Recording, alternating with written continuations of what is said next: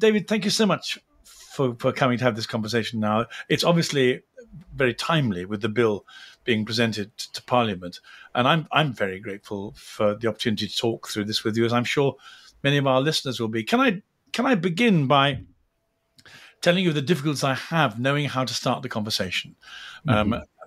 So the other day, without making this about me, I was interviewed on LBC by an intelligent presenter, and he was very reluctant indeed to consider that the issues we were dealing with might extend beyond what he wanted them to be contained by, which was a relationship between a suffering person who wanted to put an end to their life and their physician who was willing to put an end to their life. And all we need is parliamentary approval to get the police off our backs. It's nobody else's business. And in particular, the old trope of we don't want these tired religious clerics coming in, speaking to us from a perspective that's of 1,000 or 2,000 years old. This is a modern day technological problem only, and it's private. So if the legislation will only grant us that privacy, we'd like to get on with it. Get off our backs, please.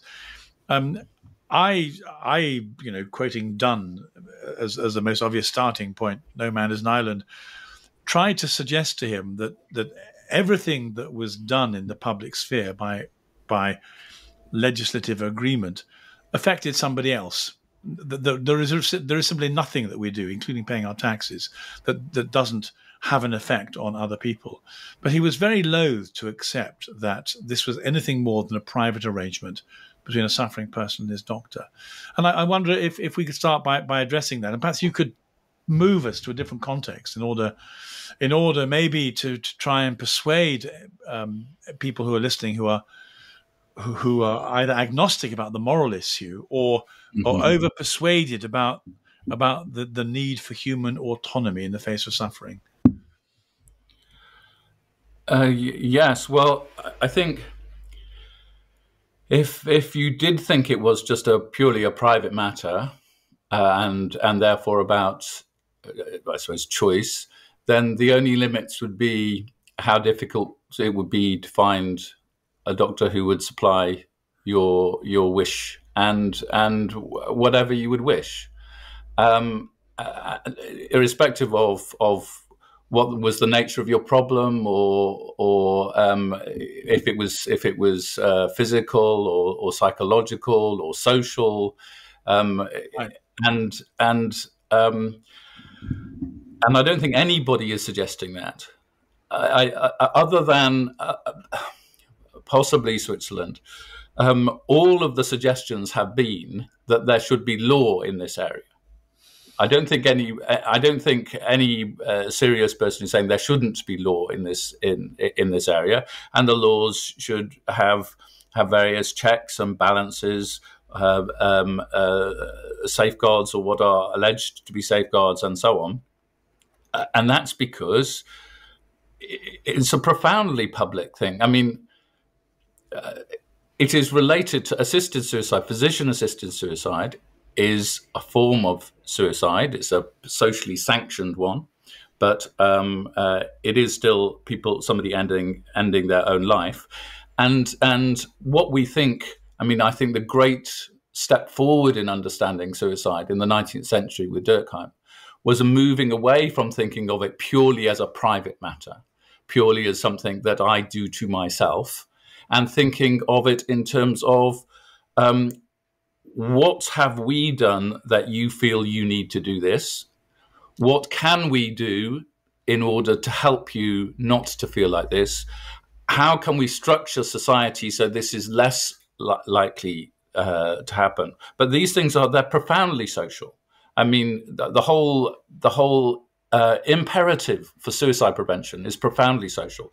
The National Health Service is profoundly. If we want to have a purely privatized health service where you have a certain number of tokens and you can spend them on any doctor to do any procedure, then we would have a very, very different. We'd have something which would look a lot more like America, and you spend a huge amount more money without actually getting better impact on people's health in society.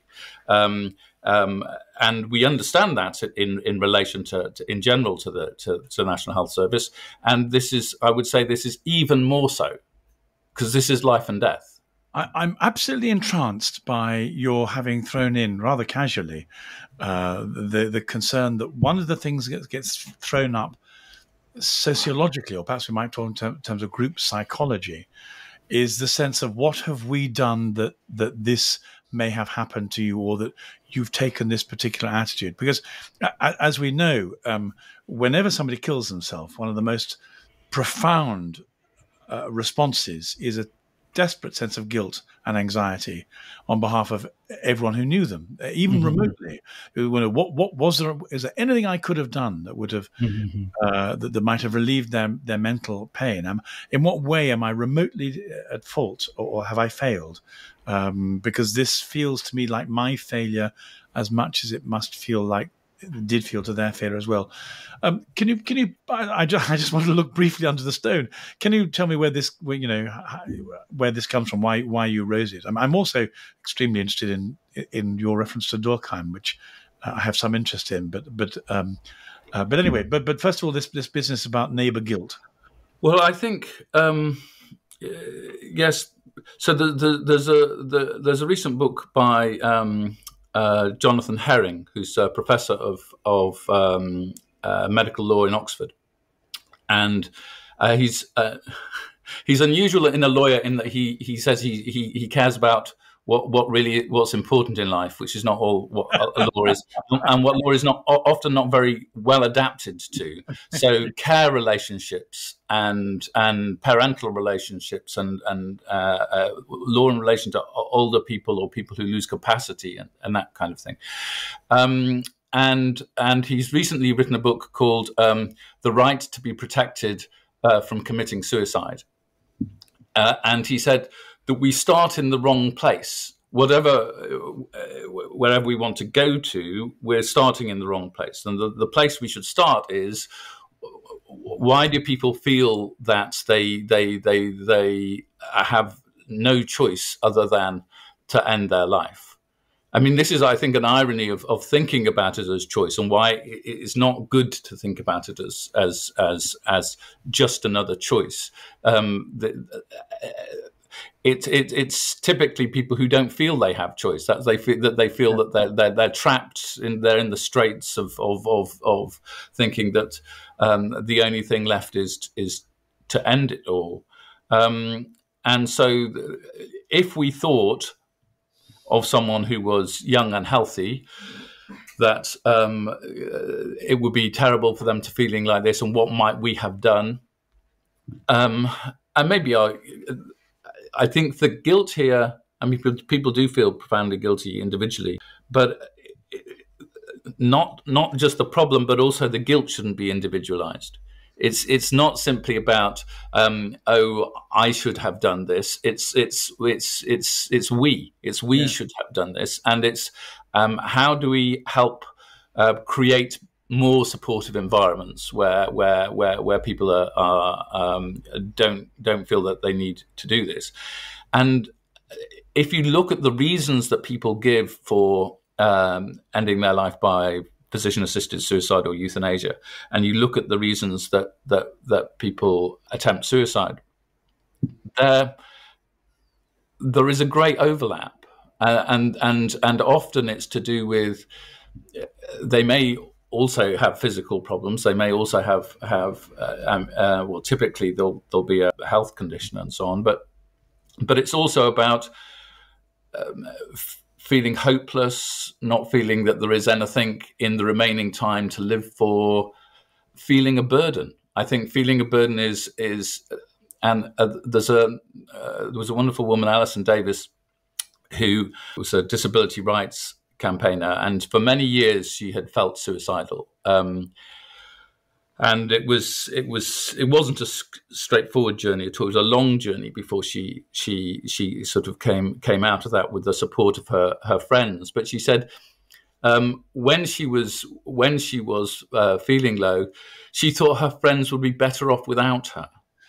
And she said, "This is a trick. This is a trick the mind plays."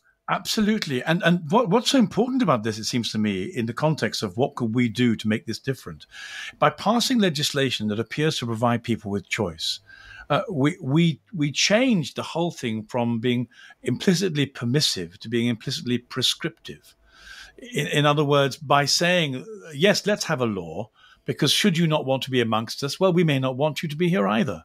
And so, by all means, step out. That's fine by us as well. That there's an implicit notion this is something you ought to be able to do, and therefore, if you combine it with the way in which the brain and the mind works in this dreadful self-accusatory way that depression particularly brings on, because it seems more about mental illness at the moment than we are about palliative care issues at the end of life, which we may get onto. But given that it's a feature of depression, that this degree of self-denigration and self-accusation, for society then to change the law becomes an act of collaboration in that self-accusation, which seems to me to be terribly irresponsible, but essentially based, and this is my sort of frustration with my LBC interviewer, based on a terrible misunderstanding of human nature. So if I can just add a postscript to this, one of the things we were arguing, I normally, in public debates, try and avoid theological issues, because it allows people to drive, to make an artificial dichotomy between faith and non-faith, which I think is wholly inappropriate, really misleading. And so I normally try and say to people, well, this is about philosophy. We're all doing philosophy. We're all trying to establish world views, and you happen with your world view to have taken out FM. You don't have a metaphysical higher bandwidth. That's okay, but just acknowledge that that's what you're doing, rather than criminalize those who do have FM. And meanwhile, but the real problem is about the reading of human nature, a sort of Rousseauish optimism that human beings have got a sort of inner equilibrium, that they can make good choices and bad choices depending on how informed they are. Whereas it seems to me that most of this debate needs to take into account what Christians would describe as the fall. There's a flaw in human beings, and this flaw expresses itself morally, psychologically, philosophically, relationally, and having any kind of public discussion without a sense of what I would call the flaw seems to me to be a really serious category error. Yes. Yeah. So I think one thing is helpful is to relate this, to relate the particular issue of assisted dying or assisted suicide or euthanasia, which is treated in a kind of abstract way, with other things that we're much more familiar with, which are much messier. So, for example, in general, the state of care homes and decisions that people have to make about can they cope at home or not, and what kind of support they're given, and the relations that they have with their, often children, but also friends and so on, who wish to try to support, but also have limits of what they can do, and we know that it's really messy, and we know that all sorts of things are going on. And we also know that there is elder abuse, that there are relationships which are not good relationships, and in care relationships there are abusive care relationships of various kinds. And we would, if we weren't thinking about this special topic, then we would remember that. And yet, if you add to the mix not just who gets power of attorney and how much the house is still worth and that kind of thing, but to how are you coping? Can you really cope like this? I have your best interest at heart, and sort of stories people tell themselves. I think it adds a sort of lethal. It adds a lethal dimension. And it's not. I forget who it was. There was it might have been a science fiction writer. It might have been a philosopher, who imagined that we each had a sort of surgery to put in a little button, which any time in our life we could just press and end our life. Mm-hmm. And this means that it's always there. It's always there. And if this were possible, we wouldn't want to have this kind of surgery without our consent to put it there. Yeah. But that's what the bill would do. Yes. The bill would affect everyone to say, now you've got something here. And so you now have a question. It wasn't a question before. Right. Now it's a question for everyone. Now you might think that's good, or you might think that's bad, but it's not private. It's for everyone. That's brilliant. And of course, for the moment you introduced that, my mind went back to my own life, and I can well imagine a dozen times or more when, if I'd had such a button, I might have pressed it, because people enter into moments of despair when the situation seems hopeless. And then also, I mean, I was brought up with a sort of Stoic classical culture, almost influenced really quite largely by the Romans. And the thing to do is, if you'd lost a battle, well, the dignified thing to do is to step aside, pay the price. It was a matter of pride and dignity, not a matter of escapism and self-pity. And so you can't even restrict the ethical issues here to one side of the moral coin or not. They both apply. But just the suggestion that if that had been there, would one not have used it already, makes one realize what enormous pressure its very existence brings to bear on everybody, and how dreadful our judgment is. I would have been entirely wrong to have pressed that button at any of these dozen moments of despair. And what makes it invidious is then you have this, but you say, oh, of course we don't want it for everyone, because some people might end their lives, and that would be a mistake. Yeah. So we'll just confine it to certain kinds of people. Right. So we'll just have these people, and they all will have the button. Yes. They will all be eligible. And now, in fact, what we find is that that group of people tends to expand once it's there for various reasons. So it gets bigger. But however much it expands, there are people who are eligible and people who are not. And people who are eligible now, there's an equivocation.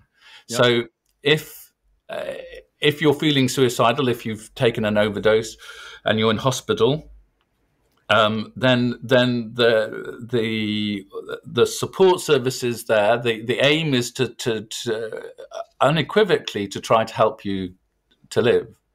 But if you did exactly the same thing, but you also had a terminal diagnosis. And in fact, a terminal diagnosis is a very stressful thing to have. So people who have just been diagnosed, they're actually more vulnerable than average to thinking it's all hopeless and so on. And they find themselves in hospital.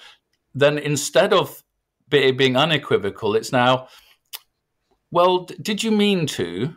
Or which track? I mean, and so it sounds like a dystopia, but it's actually true that it has happened that people in Canada have attempted suicide, old-fashioned suicide, and been in A&E and have been asked about would they like medical assistance in dying. Wow. Because they were also in a category of being terminally ill, so they would be eligible. Though, in fact, in Canada, a lot of people are eligible. They have very, very loose sort of definition of what eligibility is. But nevertheless, the business of suicide prevention among people who would be eligible for having assistance in suicide means that it now takes on a different sort of character, and so I think those are and people in that situation, they're the people who are being told culturally by the law, by the way it's framed. Well, in your case, it might be reasonable. Yes. This, as you say, underlying all this is the whole way in which the framing of legislation introduces certain unspoken presuppositions about the value of life and your value in the community. And this seems to me to be entirely overlooked by the people who are fixated on the exercise of autonomy and free choice. It's almost as if that single issue, I must be able to choose my outcome, clouds any sense of the more subtle implications that flow from the way in which we live in community together. In the 19th century in India, there were some things which were good, which were done even if you think that we shouldn't have been there. And one of them was a wish to try to restrict sutti, Yep. Which was the practice of a widow, always the widow, throwing herself on the pyre of the husband. And you can imagine that this, I mean, again, grief is a time when people do feel like it's their life is at an end, and that it's very difficult to see a way through. But you can't have the practice without the question, even if, and sometimes the expectation. Yeah. And then also for some people, abuse, because this also sometimes led to murder. I mean, for people who certainly didn't want to, but for the sake of it, that other people would think it was advantage for them if the person was out of the way. So you can't have a practice. The question of assisted suicide or of euthanasia, these are not individual choices; they're practices. They're social practices which are embedded in society and embedded in healthcare, and they change it for everyone. Yeah. Yeah.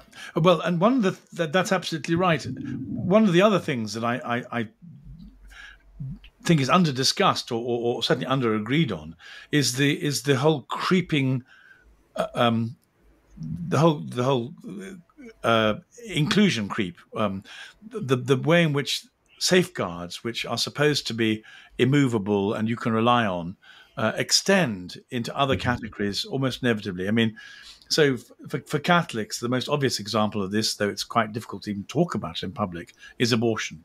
And to say, well, but in view, are we entitled to say that we've seen the way in which safeguards can be eroded for the sake of public convenience or interest groups or a changing philosophy of life and value, and therefore guarantees of legislation that will protect people and be immovable are essentially worthless? Yeah, well, I think that abortion is an obvious example, but it's certainly not the only one, where what is introduced as an exception becomes a rule, yeah, a norm, and a right. So not something, not just to alleviate a special problem which would only be used by a limited number of people, and so on. I think the danger of assisted suicide is actually much greater than abortion. Really? Because I think that even the most enthusiastic proponent of availability of access to termination of pregnancy does not think that every pregnancy should be terminated. There is no one, it doesn't make sense to have as a worldview. Whereas I think there are people who seriously think that every predictable death should end like this. And this plays in too to this whole, this very new for me at any rate, phenomenon of depopulation. So I mean, it's only recently that the people have begun to talk publicly about the fact that we have a new narrative in terms of numbers. The numbers always were we're terrified about there being too many people on the planet and the ecological problems of too many people and the financial problems. We appear to be breeding like rabbits, as someone has once publicly said. But in reality, there's a new narrative coming now from the sociologists, and that is that actually we've reached, if you like, peak population growth, and what we're facing instead now is the failure to keep the numbers up where they are at the moment, And what that will do in particular is to provide an enormous imbalance in terms of old people. And in fact, both economically, sociologically, and all the framework of the way in which we run society will be thrown out of balance because there won't be enough young people to support the number of old people. And this is not just about pensions, but it's obviously about medical resources and care. The moment we introduce euthanasia into this mix, it seems to me that we're providing a terrible prescription for the mass culling of the useless in a global depopulation crisis. Is that apocalyptic thinking? Is that taking it a step too far, or do you see there's a link between these two things? There was something. Was it a Japanese academic who proposed this quite recently? That there should be that people should that people ought to be encouraged to have euthanasia at a particular age because of this as a demographic problem going forward. Right. It's no surprise to me that he should do. That seems to me that's exactly the logical next step of the situation that I think I'm describing. Yes, I think I don't see. I think that I don't think that it's per se about overpopulation of the old, as it were, the inverted pyramid.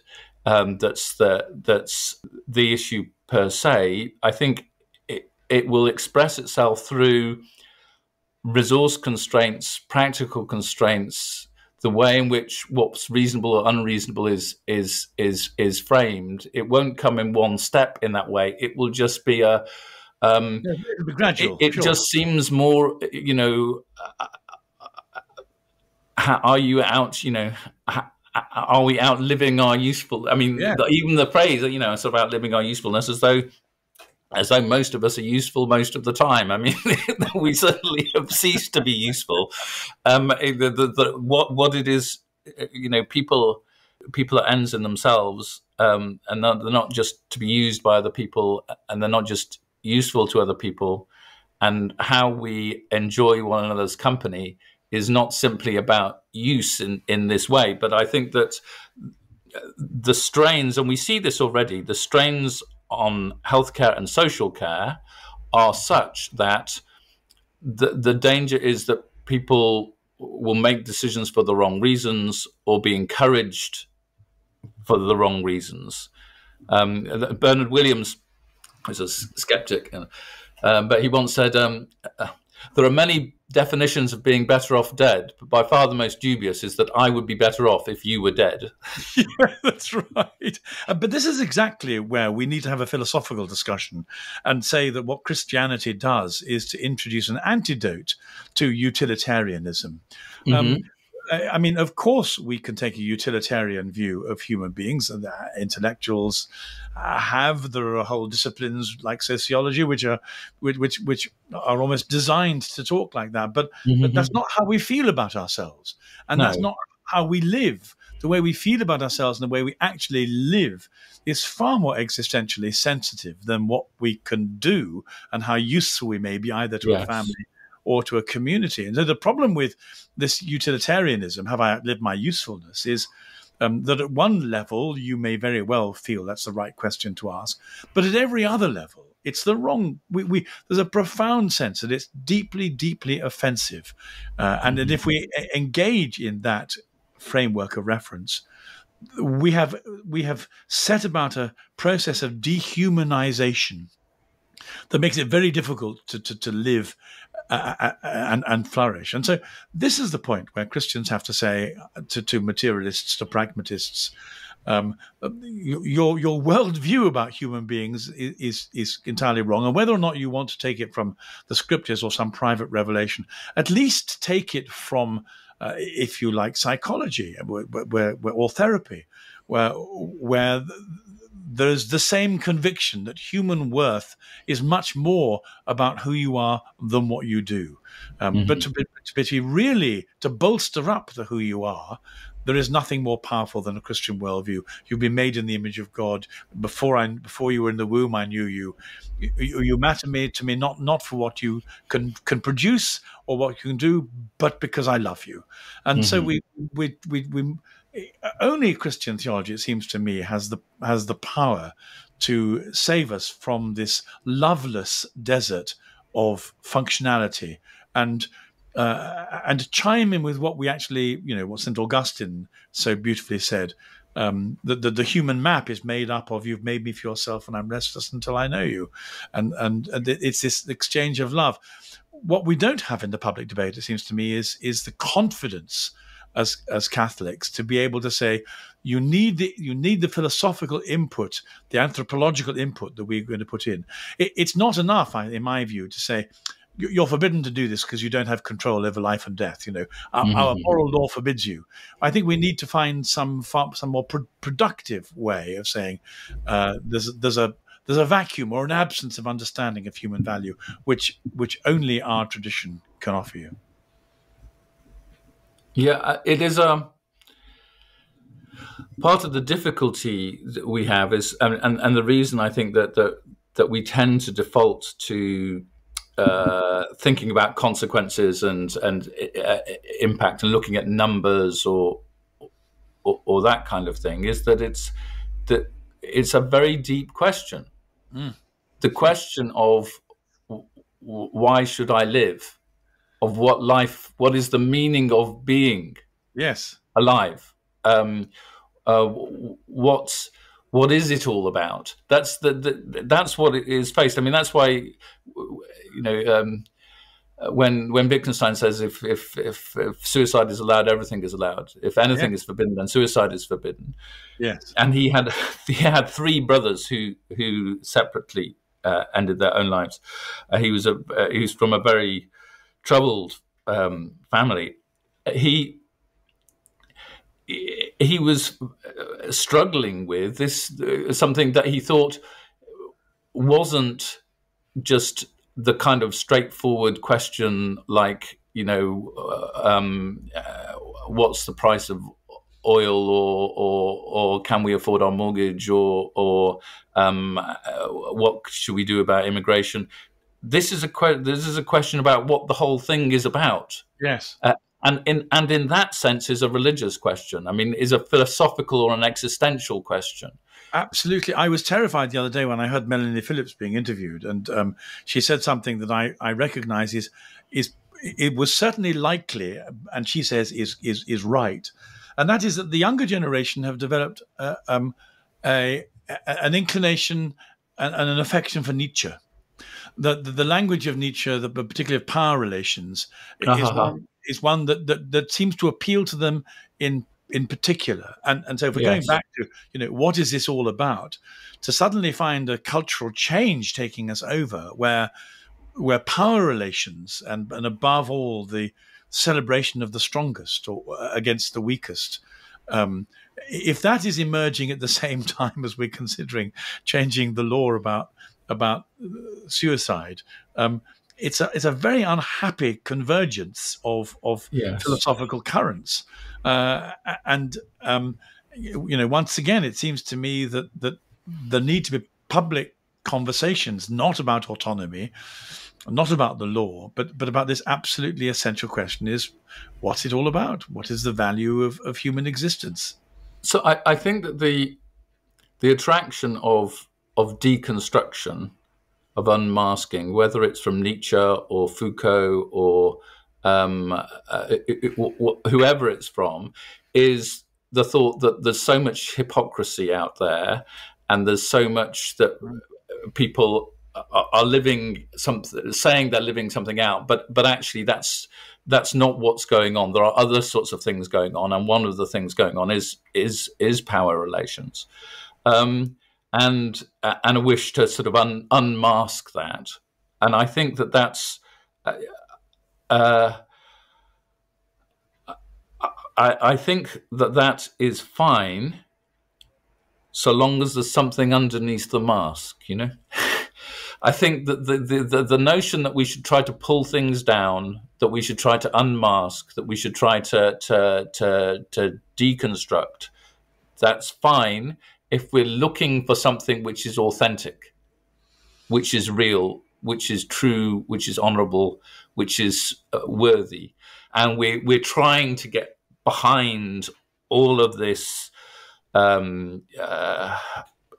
moral accountancy and political pragmatism, and we're trying to get behind that to something else, then I think that it's reasonable to try to deconstruct. But the problem with not having a positive to go with that negative is that you cut off the branch, is that you then that way just leads to sort of despair, or leads to attaching very strongly to irrational forms of goods out there. And I think that there is a sort of a lack of a confidence of a narrative of a place to find hope at the moment. I think that's so important, but there is no symmetry here. I think what you're really saying is, though it sounds pompous to say it, is that only Christians can handle Nietzsche.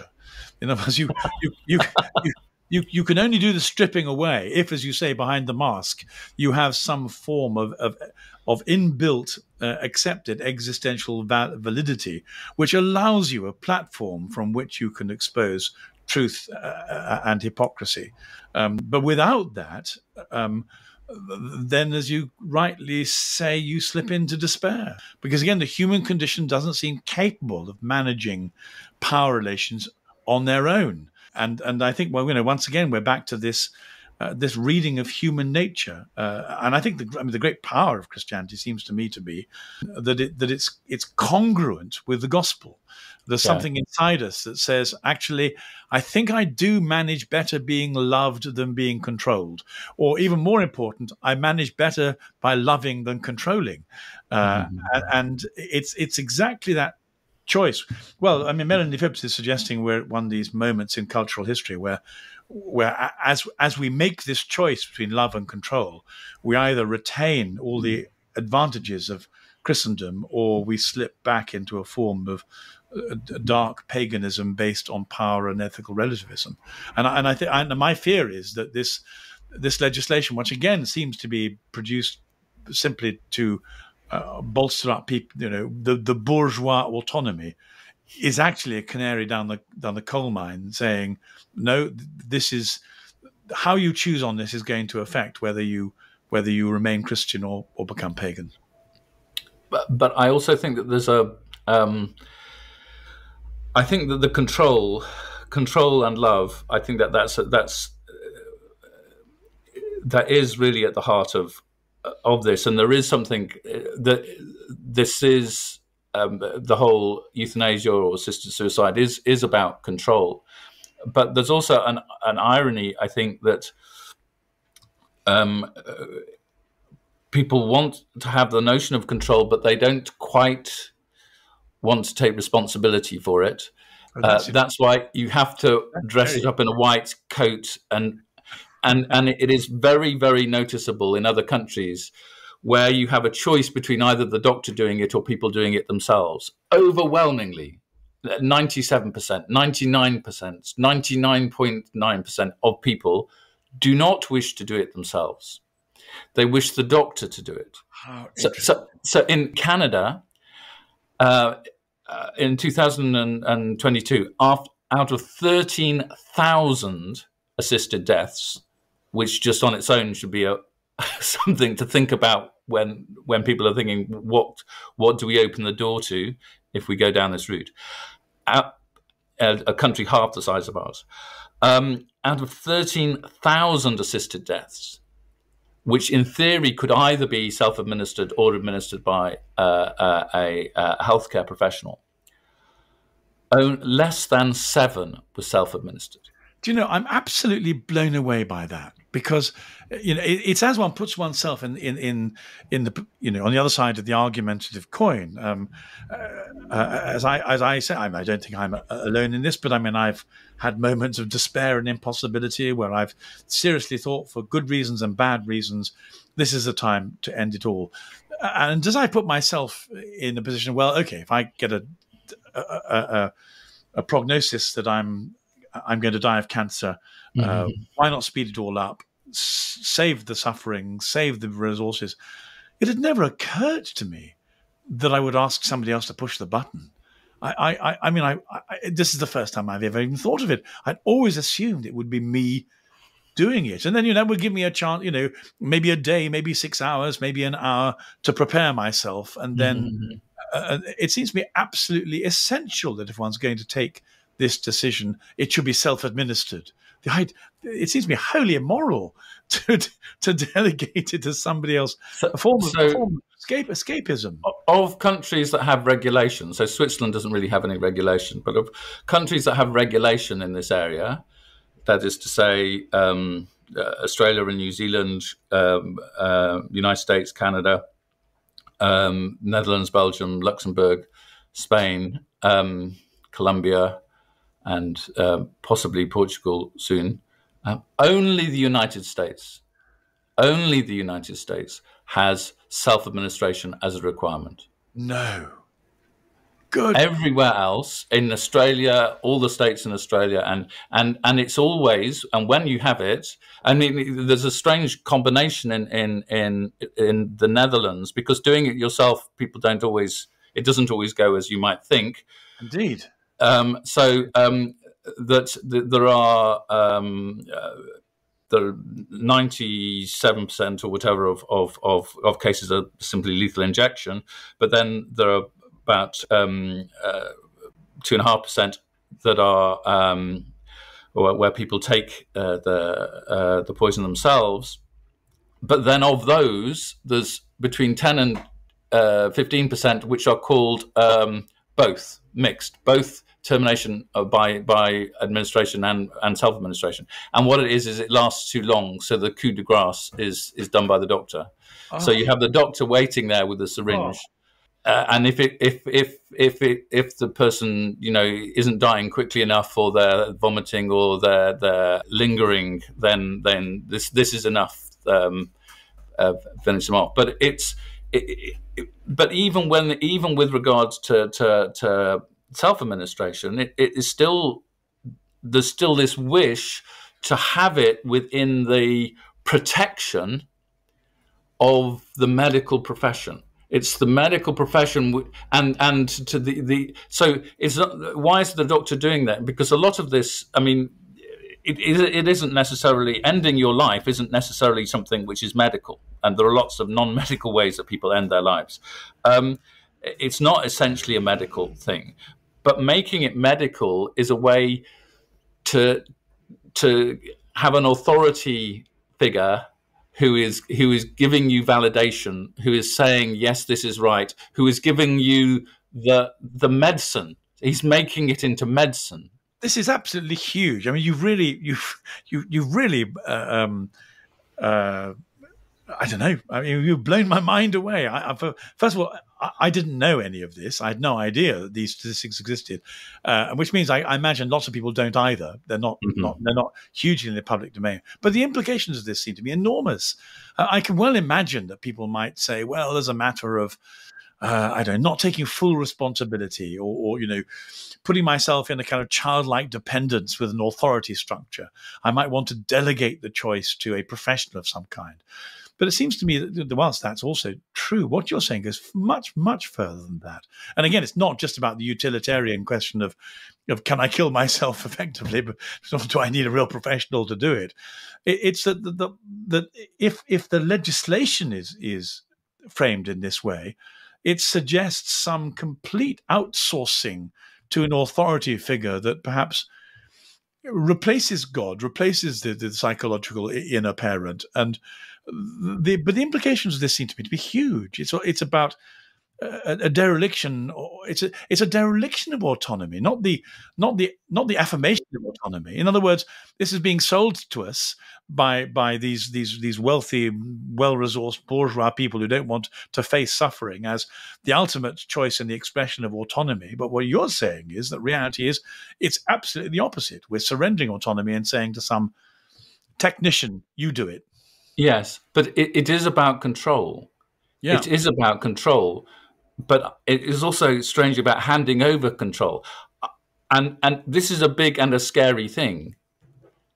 And, I might want to drive my own car, but I don't want to drive a jumbo jet.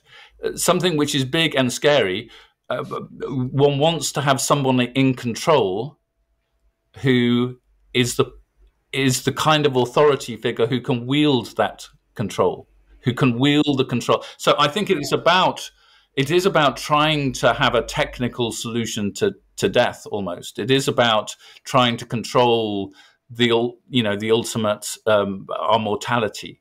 But in order to do so, we need this authority figure. We need, even if it's only to ask his permission, his or her. But it's really the doctor there is there to bring this ultimate mystery of our mortality into human control, and that must be medical control, because it's only the doctor who can do this. This is absolutely terrifying. I mean, two elements of the conversation have taken place. Is, one of the things I've always said is this will change the whole relationship with the doctor.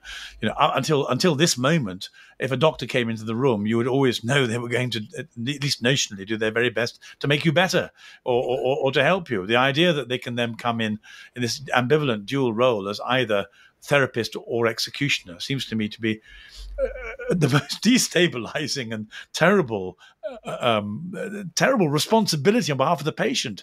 This really does intensify the existential angst.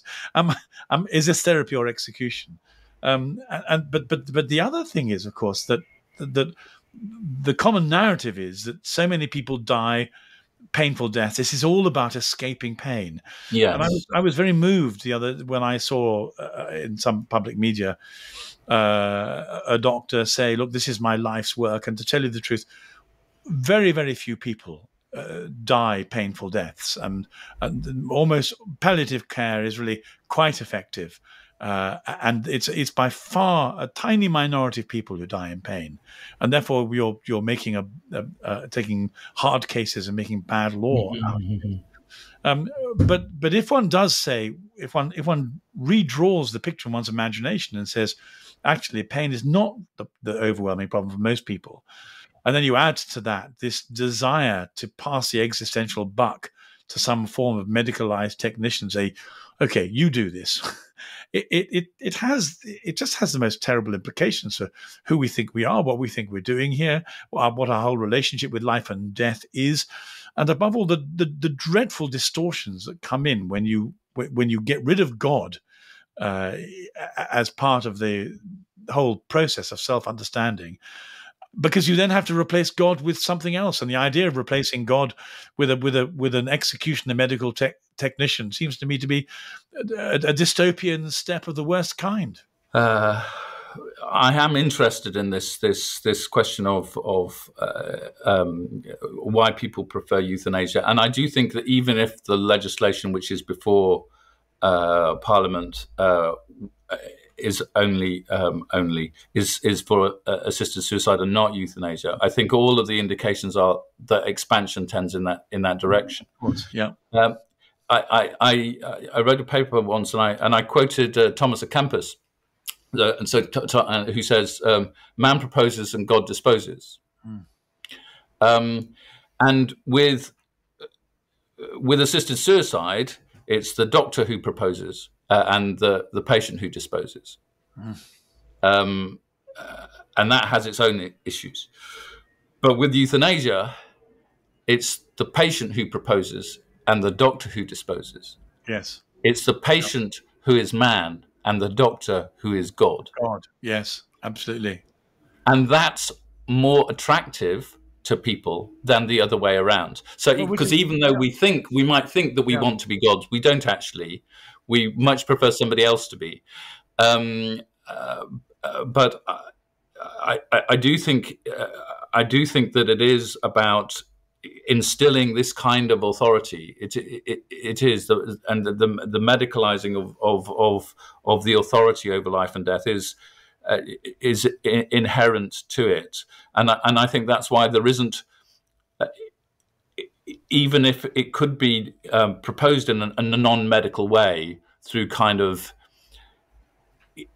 Elon Musk DIY gas chambers or what have you, then that's not attractive to people, because it doesn't have this consoling safety, because the doctor is safe. Yeah, some authority figure who knows how to take care of you is validating the whole thing and making it happen. But see, that's extraordinary, because I mean, I had always assumed this would end up as a form of rent your own Elon Musk form of gas pod, in which you could sort of step in instead of having a shower. You could press a button and bring your life to the end, and they dispose of you. But if what you say is true, then it seems to me far worse, because it's all predicated once again on a vacuum of the idea of the real God, which we then have to fill with something vastly inferior, which even atheists, I would have hoped, would recognize as an inferior psychological response to looking for a caring authority. But also it's worse because we also now think that it's the state which must deliver healthcare. Yes, yeah, absolutely, yeah. Not every country thinks this, but we think this because of the romance of the health service, National Health Service, and so on. But this means that it's not just the doctor as an authority figure, but it's the doctor also working for agent of the state, as an agent of the state, and therefore these questions of allocation and these other questions, come in a way they wouldn't in a purely privatized context. Well, again, this is so interesting, and I'm sorry we don't have more time, but we've tested our listeners' patience already. But this brings in the whole other issue of state versus family, or state versus God. And it seems to me that one of the ways of understanding the history of the last 150 years is this profound challenge of the state to God, and the desire to replace God, both on the left and on the right. And again, it's the Catholic Church that embodies the integrity of the smaller community and the family, and then the church as a kind of quasi-family, and says, we're not going to surrender ourselves to the state. We're not going to surrender ourselves to the state's view of who we are, or to the state's authority about how we should live. We want some form of mutual balance of responsibility between, if you like, the familial and the collective.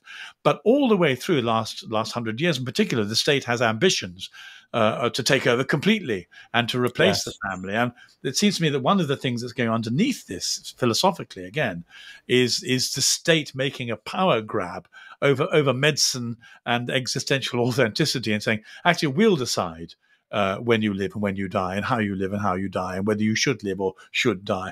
And once again, what's been dressed up as a piece of bourgeois autonomy facilitating is actually a mask for something much more sinister in terms of how we understand ourselves between faith and, we're back to faith and power again, the power of the state. Just ask yourself, what will be the nice criteria for the cost effectiveness of forms of assistance in suicide? Absolutely. Yes, terrifying. David, thank you so much for giving your time. This has been enormously interesting, and opened up aspects of this whole discussion that I hadn't seen before. So thank you for your work, and thank you for your advocacy.